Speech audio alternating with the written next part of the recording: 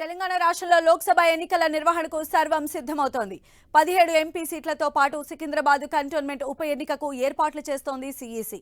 Mahabub Nagar MLC ఎన్నికలకు సైతం ఏర్పాట్లు చేశారు అధికారులు. పోలింగ్ కేంద్రాలు, ఈవీఎంల సమాయత్తంపైన అధికారులతో చర్చించారు సీఈఓ వికాస్ రాజ్.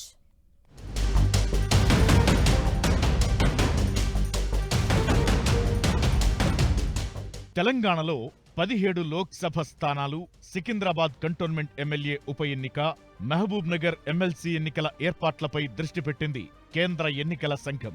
తెలంగాణలో 3,30,00,000 మంది ఓటర్లు ఉన్నారు. అందులో 1,65,00,000 మహిళలు, 1,64,00,000 పురుష ఓటర్లు. కొత్తగా 9,24,000 మంది ఓటర్లు నమోదైనట్లు తెలిపారు అధికారులు. తెలంగాణలో సర్వీస్ ఓటర్లు 15,000 ఉండగా, పీడబ్ల్యూడీ ఓటర్లు 5,26,000, ఎన్ఆర్ఐ ఓటర్లు 3,400 మంది ఉన్నారు. పోలీస్ ఆఫీసర్స్ ఈ 3 కేటగిరీస్ ని ఢిల్లీలో పిలిపించి ఈసీఐ వారు ట్రైనింగ్ ఇన్స్టిట్యూట్ ఉంది, అక్కడ ట్రైనింగ్ ఇవ్వడం జరిగింది. ఈఆర్ఓస్ అంటే electoral registration officers, assistant EROs, AEROs, AROs, DLMTs, assistant expenditure observers, EVM nodal officers, IT staff వాళ్ళందరినీ స్టేట్ లెవెల్లో ట్రైనింగ్ ఇవ్వడం జరిగింది.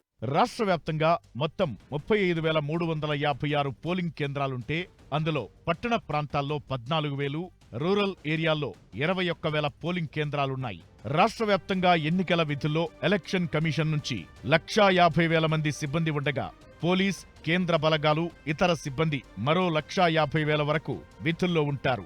ఓవరాల్ గా 3 లక్షల వరకు సిబ్బంది ఎన్నికల విధుల్లో పాల్గొంటారు.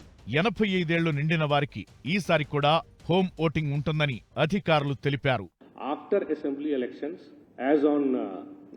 as on today 12,49,625 new voters have been enrolled. 8,58,491 voters have been deleted.